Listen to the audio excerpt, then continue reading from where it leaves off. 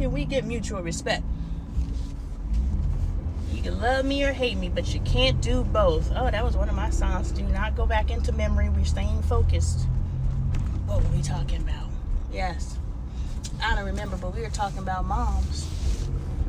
I was listening to, so when my child came to me with her problem, she didn't enjoy being addicted to marijuana. And I was like, okay, I get it. I'm going to help you break your addiction. So of course, you know I'm LoneeAppleton. I can do anything. I can. But except for math, and I don't want to cook. I don't do nothing I don't want to do. That's my only limitation. I don't do nothing I don't want to do.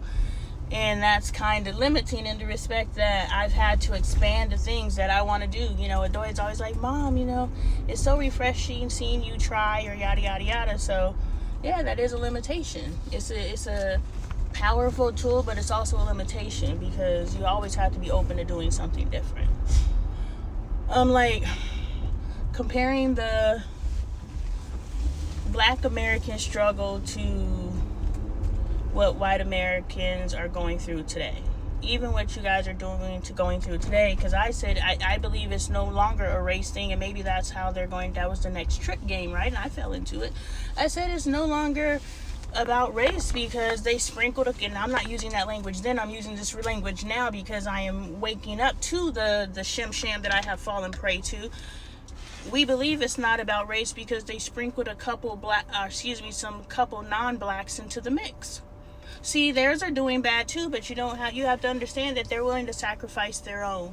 There's two types of warriors out here, and this is what Transformer 1 taught me. Transformer 1 taught me that you both want to see humanity win.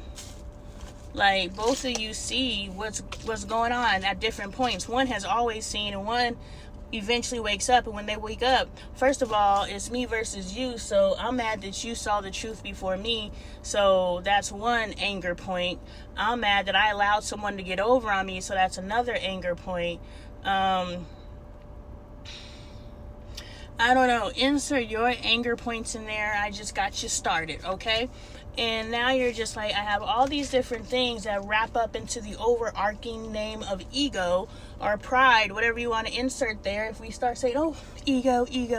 Well, what's the ego? Because Beyonce over here is saying one thing, and, you know, Freud and them saying another thing, and then the world is saying another thing. What is an ego? So if we're not identifying what an ego is, we can never actually attack it, right? And any manifestation, like codependency, which started this whole series, but codependency isn't bad. We need to be so attached to each other, we feel each other. Do you understand? So many of us will stop, experiencing certain things. Like, you will know when your child is experiencing any level of heartache. We don't even have to go to death. We don't even have to go through trauma, life-altering trauma. We don't even have to go there because you are so energetically connected with your child that you feel when they're sad. I felt the energy that my daughter was throwing at me the moment she shifted in her seat. I was like, oh, she feels like I'm wasting her time even though this is my time. Here we go. Ready to ride this roller coaster, Lonnie? Because when we love our children, original point, when we love our children, we're willing to elevate ourselves enough to be able to solve their problems for them, not fix it for them, help them solve it. Like, they only know what they know, and this is the first time they're experiencing it. I gotta help you navigate it, and God reminded me to go back to the story about my cousin who was getting upset, and I was just like, if this is something new, then it's okay to get upset because you've never experienced this before. But is this a manifestation of something that you're actually underlining upset, i.e. spilling the milk? Your child continuously spills the milk, but it's not the milk that you're upset about. It's the fact that they're not paying attention, or they're not taking the direction to put the cup further back on the thing so their arm doesn't accidentally bump the thing. So there's all different things that you're potentially upset about, but it's just a reteaching point, right? That's what you're upset about. I have to reteach something again, but are you changing your methodology? You can't get upset at a child who you keep repeating 1 + 1 = 2 to them, and they're like, huh? 1 + 1 = 2. Huh? 1 + 1 = 12. Huh? They don't get it because you keep saying the same thing the same way. You got to say it. All right, I got $1. You got $1. If I give you my dollar, how much money you going to have to go buy that, whatever it is that you want to buy? 2. Boom. Now they got it. You come at them with, okay, use your fingers, babe. If you have one finger over here and you have one finger over here, put them together. How many do you have? Now you got to teach them how to count on. Not 1, 1. 1, 2. I do it with the hard nod of the chin. 2.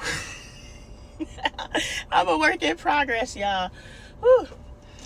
Adoy started kindergarten. I was like, if y'all could avoid reading Dr. Seuss books to her, they kind of trigger her.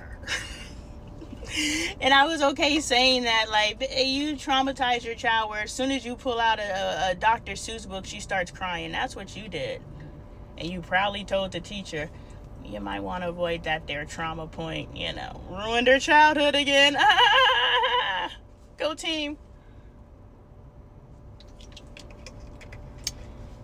So your parents are only going to remember, because whether you know you're jumping consciousnesses, you are. It's in the Bible. New heart, new spirit. It's in the Bible. Ezekiel 36, 26, 26, 36. I'm getting to where I'm getting a little bit. It's somewhere in there. It's in the Bible. You're constantly a new version of you.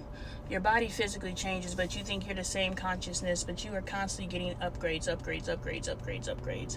And as you get these new upgrades of yourself, they have the memories of the old you.